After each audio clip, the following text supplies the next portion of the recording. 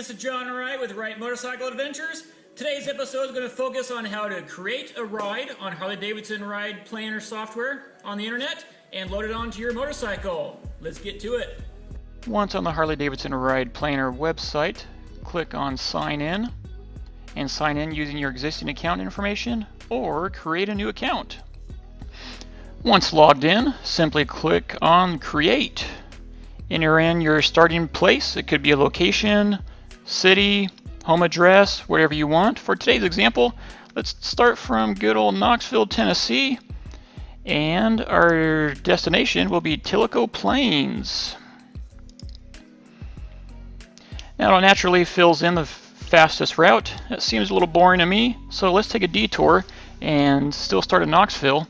Go through Tail of the Dragon and the Cherahalla Skyway. Now in order to do that, let's find out first on the map where it's at. Tail of the Dragon's this nice fun curvy road here. So let's zoom out a smidget.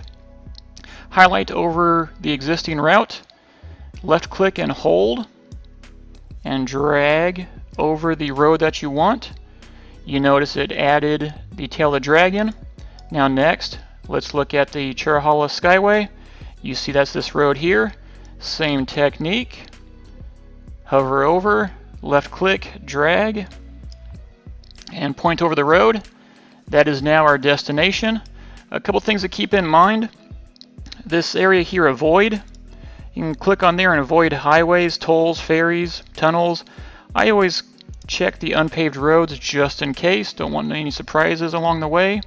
And if you want some other additional information showing, such as dealers, events, scenic spots, gas stations, restaurants, you can do that as well.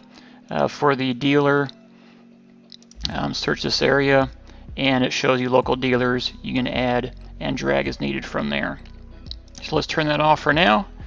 And if you're happy with this route, simply go to Save. Let's just call this one Fun Day.